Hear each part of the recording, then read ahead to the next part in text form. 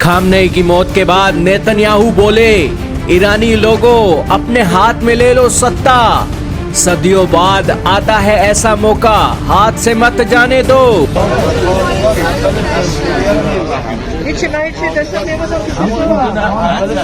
जी हाँ दोस्तों, अमेरिका और इजराइल ने तो वर्ल्ड वॉर 3 की तैयारी कर रखी है और इसी बीच ईरान को भी गाजा की तरह खंडर बनाने के लिए ये चल पड़े हैं।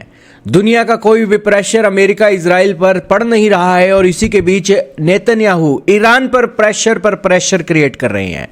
खामनेई की मौत के बाद भी नेतन्याहू नहीं रुके हैं और उन्होंने कहा है कि इस टेररिस्ट रिजिम के ऊपर हमले अब लगातार जारी रहेंगे। उन्होंने कहा कि वो तब तक नहीं रुकेंगे जब तक यहां पर ईरान की इस टेररिस्ट रिजिम का वो खात्मा नहीं कर देते। गाजा के अंदर जिस तरीके से टेररिज्म के नाम पर हजारों लोगों की मौतें हो गई, वही क्या अब ईरान के अंदर भी देखने को मिलेगा।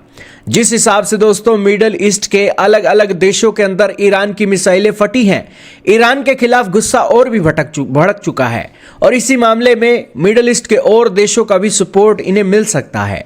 और बेसिकली ईरान के लिए दोस्तों सारे दरवाजे बंद कर दिए हैं मिडिल ईस्ट के साथ साथ अमेरिका और इजराइल ने। अब दोस्तों रिपोर्टें भी निकल कर आ रही हैं कि खामनेई की मौत के पीछे सऊदी अरब और इसी के साथ मुस्लिम देश भी थे। वो एक प्लानिंग कर रहे थे अमेरिका के साथ और ट्रंप को फोर्स कर रहे थे कि ट्रंप साहब एक एक्शन ले ईरान के खिलाफ। अमेरिका एक्शन कभी नहीं करेगा जब तक एक मिडिल ईस्ट के देशों की सपोर्ट उन्हें नहीं होगी। और इसी के बेस पर अमेरिकी न्यूज़पेपर एक सोर्सेज के हवाले से ये न्यूज़ें छाप रहे हैं। बेसिकली दोस्तों यहाँ पर मिडिल ईस्ट के बहुत सारे देशों का सहयोग है, यही कारण है कि ये जो ईरान की मिसाइलें हैं मिडिल ईस्ट के देशों में भी फट रही हैं। कहने का इतना ही मतलब है कि जब सारी दुनिया ही एक देश के खिलाफ हो गई हो तो वो देश आखिरकार कब तक सर्वाइव करेगा।